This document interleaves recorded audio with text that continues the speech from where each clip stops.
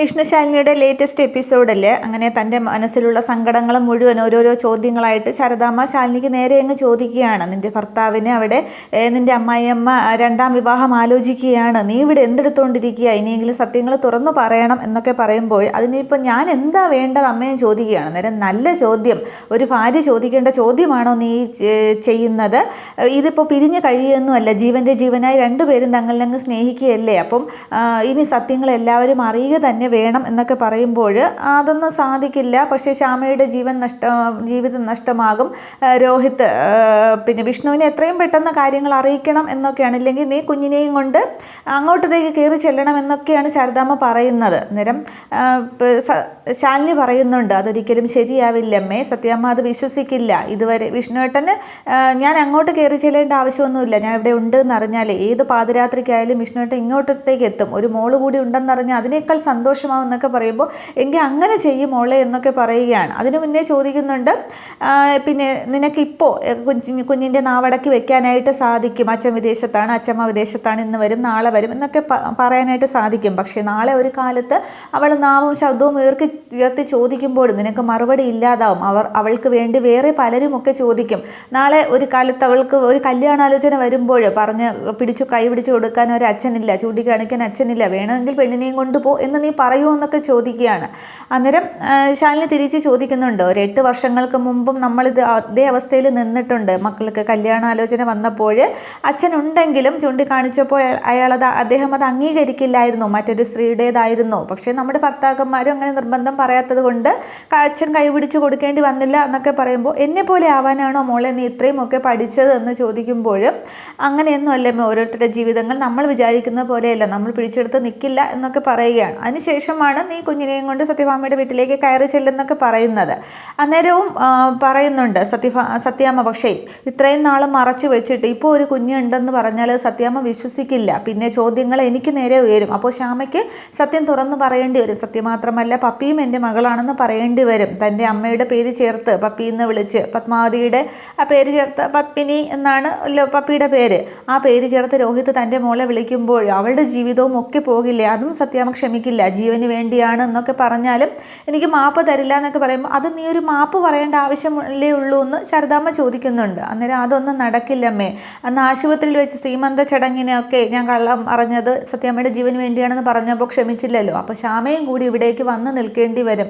അങ്ങനെ ഒരു ജീവിതം നമുക്ക് വേണോ എന്നൊക്കെ ചോദിക്കുകയാണ്. അമ്മ ചോദിച്ചില്ലേ, നേരത്തെ പ്രീതിയുടെ ഗർഭം ഞാൻ ഏറ്റെടുത്തുകൊണ്ട് അവൾക്കൊരു ജീവിതം ലഭിച്ചു എന്ന്, അവൾക്കൊരു കുഞ്ഞായില്ലേ, അതുകൊണ്ട് അവൾ സന്തോഷത്തോടെ ജീവിക്കുന്നില്ലേ എന്ന്. അന്നേരം ശാരദാമ്മ തിരിച്ചു ചോദിക്കുകയാണ്, അപ്പോൾ കൂടപ്പിറപ്പിൻ്റെ ജീവിതവും ഗർഭവും നീ ഏറ്റെടുത്ത് കുഞ്ഞിനെയും കൊടുത്തത് കൊണ്ട് അവളുടെ ജീവിതവും സുരക്ഷിതമായി പക്ഷേ നിൻ്റെ ജീവിതമോ മോളെ ചോദിക്കുകയാണ്. അന്നേരം എനിക്ക് ചുറ്റുമുള്ളവരുടെ ജീവിതമാണ് എനിക്ക് വലുത്, എൻ്റെ ജീവിതം ഞാൻ നോക്കാറില്ലല്ലോ, സത്യക്കുറിച്ചൊക്കെ കഴിയുമ്പോൾ എല്ലാതുമായിട്ട് പൊരുത്തപ്പെട്ടോളും എന്നൊക്കെ അങ്ങ് പറയുകയാണ്. അന്നേരം ശാരദാമ്മയാണെങ്കിൽ പറയുന്നതാണ് വിഷ്ണുവിനെ അറിയിക്കണം, വിഷ്ണുവിൻ്റെ അടുത്തേക്ക് പോകണം എന്നൊക്കെയാണ് പറയുന്നത്. പക്ഷേ സത്യഭാമയെ പേടിച്ചിട്ട് തന്നെയാണ് ശാലിനിയോട് ഒന്നിനും സമ്മതിക്കുന്നില്ല. അന്നേരം നിൻ്റെ ഉള്ളിലെ ഭയം മാത്രമാണ്, നീ എന്നെ എപ്പോഴും കളിയാക്കുമല്ലോ, പുഴ വറ്റും നായ തൊടലറ്റ് പോവും വന്ന് കടിക്കും, അങ്ങനെ പേടിച്ചിരിക്കില്ലെന്ന്. അന്നേരം അതങ്ങനെയൊന്നും സംഭവിക്കില്ല മോളെ എന്ന് പറയുമ്പോൾ ചിലപ്പോൾ പുഴ വറ്റുകയും നായ തൊടലറ്റ് വന്ന് കടിക്കുകയും ചെയ്താലോ അമ്മ, എല്ലാവരുടെയും ജീവിതങ്ങൾ പോവില്ലേ, ഞാൻ ഇങ്ങനെ എങ്ങെങ്ങ് പോവും, ഞാൻ എന്തെങ്കിലും ചെയ്യാമെന്ന് പറഞ്ഞിട്ട് സങ്കടത്തോടു കൂടിയാണ് ശാലിനിക്ക് പറയുന്നുണ്ട്, വിഷ്ണുവേട്ടനെ എനിക്ക് ജീവൻ തന്നെയാണ്, എനിക്ക് മാത്രമായിട്ട് വേണമെന്ന് തന്നെയാണ് ആഗ്രഹം, പക്ഷേ എനിക്കത് സാധിക്കില്ല, എന്താണ് ചെയ്യുക? ഞാൻ നേരത്തെ അമ്മയോട് ചോദിച്ചില്ലേ ഞാൻ എന്താ വേണ്ടതെന്ന്, അത് വെറുതെ ചോദിച്ചതല്ല, ഞാൻ എൻ്റെ മനസ്സാക്ഷിയോടും കുറേ കാലങ്ങളായിട്ട് ചോദിക്കുന്നത് തന്നെയാണ് ഞാൻ എന്താ വേണ്ടതെന്ന്. അമ്മയ്ക്ക് ഉത്തരം തരാനായിട്ട് കഴിയുമെങ്കിൽ ഒരു ഉത്തരം താ അമ്മയെന്നും പറഞ്ഞിങ്ങനെ ശാരദാമ്മയെ പിടിച്ചങ്ങ് കുലുക്കുകയാണ്. അന്നേരം ശാരദാമ്മയ്ക്കും മറുപടി ഇല്ലാതാവുകയാണ്. തുടർന്ന് സങ്കടത്തോടു കൂടി ശാലിനി അങ്ങ് പോകുന്നുണ്ട്. അന്നേരം ശാരദാമ്മ ആകെ വിഷമിച്ച് നിൽക്കുകയാണ്. ശാലിനിയുടെ ജീവിതം ഇങ്ങനെ ആയതിൽ ഏറ്റവും കൂടുതൽ വിഷമം അവിടെ ശാരദാമ്മയ്ക്ക് തന്നെയാണ്. ഇതേ സമയം സത്യഭാമയുടെ വീട്ടിൽ വിഷ്ണു ആണെങ്കിൽ റൂമിൽ ശാലിനിയുടെ ഒരു ഫോട്ടോയും നോക്കി, ലാമിനേറ്റ് ചെയ്ത ഒരു ഫോട്ടോയും നോക്കി ഇങ്ങനെ ആകെ വിഷമിച്ചിരിക്കുകയാണ്. ശാലിനിയെ കണ്ടുമുട്ടിയതും പിന്നീട് സ്നേഹിച്ചതും കല്യാണം കഴിച്ചതും അങ്ങനെ കുറേ കാര്യങ്ങൾ ഇങ്ങനെ ഓർത്ത് വിഷ്ണു ഇങ്ങനെ സങ്കടപ്പെടുകയാണ്. ഈ സമയത്ത് സത്യഭാമ റൂമിലേക്ക് വന്നിട്ട് വിഷ്ണുവിൻ്റെ കയ്യിൽ നിന്നും ആ ഫോട്ടോ എങ്ങ് തട്ടിപ്പറിക്കുകയാണ്. അന്നേരം അമ്മ അതിങ്ങ് താ എന്ന് പറഞ്ഞ് വിഷ്ണു ചാടി അങ്ങോട്ട് എഴുന്നേൽക്കുന്നുണ്ട്. അന്നേരം ഞാൻ ഇവളെക്കുറിച്ചുള്ള ഓർമ്മകളെല്ലാം അങ്ങോട്ട് മായ്ച്ചു കളയാനായിട്ട് ശ്രമിക്കുമ്പോൾ നീ ഇവിടെ ഈ ഫോട്ടോയും നോക്കിക്കൊണ്ടിരിക്കുകയാണോ? ഡ്രസ്സിങ് റൂമിലോ പിന്നെ വാഷ്റൂമിലോ റൂമിലും ഒക്കെ അബദ്ധത്തിൽ ഒട്ടിച്ചൊരു സ്റ്റിക്കർ പൊട്ട് വരെ ഞാനങ്ങ് ഇല്ലാതാക്കി കളഞ്ഞു. എന്നിട്ടും നീ ഇത് നിധി പോലെ ഇവിടെ സൂക്ഷിച്ചു വെച്ചിരിക്കുകയാണല്ലേ, ഇനി ഇത് ഇവിടെ വേണ്ട എന്ന് പറഞ്ഞ് നിലത്തേക്ക് അങ്ങ് എറിയാനായിട്ട് പോകുമ്പോൾ അമ്മയെന്നിങ്ങനെ അലറി വിഷ്ണു വിളിക്കുകയാണ്. ആ ഒരു വിളിയിൽ സത്യഭാമ ഇങ്ങനെ പേടിച്ച് സ്തംഭിച്ച് നിൽക്കുകയാണ്. തുടർന്ന് പറയുന്നുണ്ട്, അമ്മ ആ ഫോട്ടോ എങ്ങാനും എറിഞ്ഞുടയ്ക്കാനായിട്ട് നോക്കിയാൽ പിന്നെ ഈ വിഷ്ണുവിനെ ജീവനോടെ കാണില്ല എന്ന് പറയുകയാണ്. അന്നേരം സത്യഭാമ ഒരു നിമിഷം പേടിക്കുകയാണ്.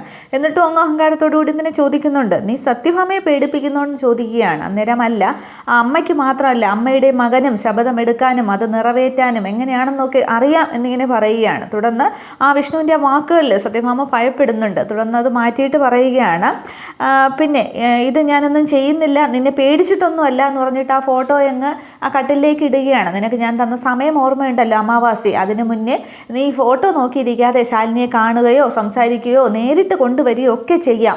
പക്ഷേ അത് കഴിഞ്ഞാൽ നിൻ്റെ മനസ്സിൽ പോലും ഈ വീട്ടിൽ ഈ ഫോട്ടോ എന്നുള്ള ഒരു ഓർമ്മ പോലും ശാലിനിയുടെ ഉണ്ടാവില്ല, നീ പോയി കണ്ടുപിടിച്ച് കൊണ്ടുപോവാ എന്നൊക്കെ പറഞ്ഞങ്ങ് വിഷ്ണുവിനെ അങ്ങ് പരിഹസിക്കുകയാണ്. അന്നേരം വിഷ്ണുവിന് അങ്ങ് ദേഷ്യം വരുന്നുണ്ട്. വിഷ്ണു പറയുകയാണ്, ആൾക്കൂട്ടത്തിൽ കാണാതായതല്ല ശാലിനിയെ, അമ്മ ചെയ്ത ഒരു സത്യം ശപഥം എന്നെ കൊണ്ട് ചെയ്യിപ്പിച്ചൊരു ശപഥം ഓർമ്മയില്ലേ, ഞാൻ ശാലിനിയെ കാണുകയോ സംസാരിക്കുകയോ ചെയ്താൽ ആ തൊട്ടിടുന്ന നിമിഷം അമ്മ മരിക്കുമെന്ന് പറഞ്ഞില്ലേ, അതുകൊണ്ട് അയാൾ മനഃപൂർവ്വം വരാത്തതാണ്. ശാലിനി എവിടെയുണ്ട് എന്നറിഞ്ഞ് ഞാൻ അന്വേഷിച്ച് ചെന്നാലും അയാൾ മാറി നിൽക്കത്തേ ഉള്ളൂ എന്നിങ്ങനെ പറയുമ്പോൾ നല്ല ന്യായം, കൊള്ളാം, ഇതൊക്കെ കേൾക്കാനായിട്ട് കൊള്ളാം. അപ്പോൾ അവൾ 6 വർഷം മാറി നിന്നതിനൊക്കെ സത്യഭാമയാണ് കുറ്റക്കാരിയല്ലേ, നീ അവളെ കാണരുതെന്നേ ഞാൻ പറഞ്ഞിട്ടുള്ളൂ, അവൾക്ക് ഇവിടെ വരാനോ നിന്നെ അന്വേഷിച്ച് വരാനോ കാണാനോ ഒക്കെ ചെയ്യാം.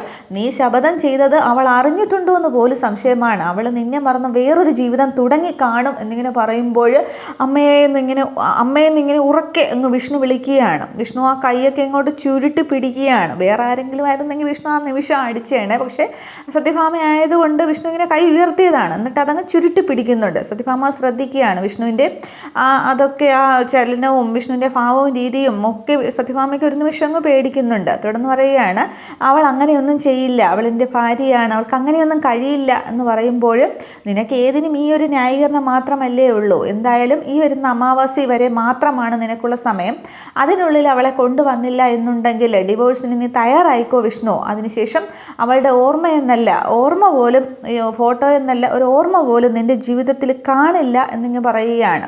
അതിനു മുന്നേ ഞാനാണ് കുറ്റക്കാരിയല്ലേ ശാലിനി വരാത്തത് എന്ന് സത്യഭാമ ചോദിക്കുമ്പോൾ അതെ അതാണ് സത്യം എന്നിങ്ങനെ വിഷ്ണു ഉറച്ചു പറയുന്നുണ്ട്. വിഷ്ണു നന്നായിട്ട് സത്യഭാമ എതിർത്ത് സംസാരിക്കുകയാണ്. പക്ഷെ സത്യഭാമയ്ക്ക് അവിടെ പിടിച്ചു നിൽക്കാനായിട്ട് സാധിക്കുന്നില്ല.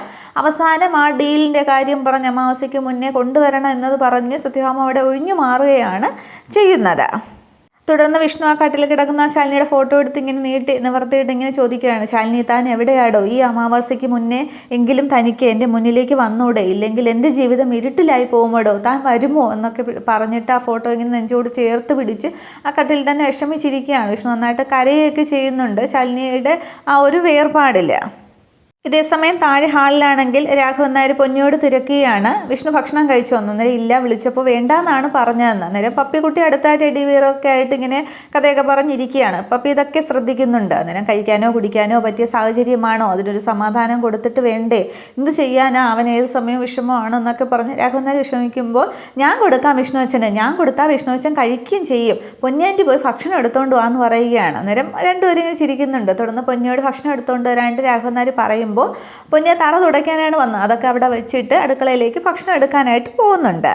തുടർന്ന് മോളിങ്ങ് വന്നേന്നും പറഞ്ഞ് രാഘവൻ നായർ കുട്ടി അടുത്തേക്ക് വിളിക്കുകയാണ്. എന്നിട്ട് തലയിലൊക്കെ തലോടിക്കൊണ്ട് സ്വന്തം അമ്മയ്ക്കില്ലാത്ത സങ്കടം മോൾക്കുണ്ടല്ലോ എന്ന് ചോദിക്കുകയാണ്. അന്നേരം ഞാൻ കഴിപ്പിച്ചോളാം വിഷ്ണു അച്ഛനെ കൊണ്ട്, മൊത്തം കഴിപ്പിച്ചോളാം എന്ന് പറയുകയാണ്. അന്നേരം ഇങ്ങനെ നല്ല മോള് മൊത്തം കഴിപ്പിക്കണം കേട്ടോ എന്നൊക്കെ പറഞ്ഞ് നെറ്റിയിലൊരു ഉമ്മയൊക്കെ കൊടുക്കുകയാണ്. അന്നേരം നന്നായിട്ട് ചിരിച്ചിങ്ങനെ രാഘവൻ നോക്കി നന്നായിട്ട് ചിരിച്ച് നിൽക്കുകയാണ് പപ്പി. തുടർന്ന് കാറിൽ പോകുന്ന ശാലിനിയെ കാണിക്കുന്നുണ്ട്. ശാലിനിയാണെങ്കിൽ പപ്പിയെ സ്കൂളിൽ വെച്ച് കണ്ടതും ഉമ്മ കൊടുത്തതും ഒക്കെ ഓർത്ത് ശാലിനിക്ക് ആകെ ഒരു വിഷമമാണ്, പപ്പിയെ കൂടി നിർത്താൻ സാധിക്കാത്തതിലും പിരിഞ്ഞിരിക്കുന്നതിലും ഒക്കെ. തുടർന്ന് സത്യഭാമയുടെ വീട്ടിലാണെങ്കിൽ പപ്പിയാണെങ്കിൽ ഹാളിൽ നിന്നിട്ട് ആരുമില്ല, അവിടെ പപ്പി മാത്രമേ ഉള്ളൂ. തുടർന്ന് ഫോട്ടോയുടെ താഴെ വന്ന് നിൽക്കുകയാണ്. ചേച്ചിയമ്മയുടെ മുഖം ഒന്ന് കാണണമല്ലോ എന്ന് പറഞ്ഞിട്ട് ചുറ്റുമൊക്കെ നോക്കി ആരുമില്ല എന്ന് ഉറപ്പ് വരുത്തിയ ശേഷം ഒരു കസേരയിട്ട് ആ മേശപ്പുറത്തേക്ക് ഇങ്ങനെ കയറുകയാണ്. എന്നിട്ട് ചുറ്റുമൊക്കെ നോക്കുന്നുണ്ട് ആരെങ്കിലും ഉണ്ടോ എന്ന്. അതിനുശേഷം ആ രണ്ട് ടേപ്പ് വെച്ച് ഇങ്ങനെ ക്രോസ് ആയിട്ട് ഒട്ടിച്ചിരിക്കുകയാണല്ലോ, അതിൽ ഒരു ടേപ്പ് ഇങ്ങനെ ഇളക്കാനായിട്ട് തുടങ്ങുകയാണ്. അത്രയുമാകുമ്പോൾ എപ്പിസോഡ് അവസാനിക്കുന്നുണ്ട്. അപ്പോൾ പപ്പി എന്തായാലും അത് ഇളക്കാൻ സാധ്യതയില്ല. നാളത്തെ എപ്പിസോഡിൽ സത്യഭാമ പുറകിൽ നിന്ന് വിളിച്ച് പപ്പിയോട് ദേഷ്യപ്പെടും. അങ്ങനെയുള്ളൊരു എപ്പിസോഡാണ് അടുത്ത എപ്പിസോഡ് വരാൻ പോകുന്നത്. പിന്നെ ഫോട്ടോ ശാലിനി എങ്ങനെ പപ്പി തിരിച്ചറിയും എന്നുള്ളതൊക്കെ കാണിക്കും. അതൊക്കെ വരും എപ്പിസോഡുകളിൽ കാണാം. Okay, thank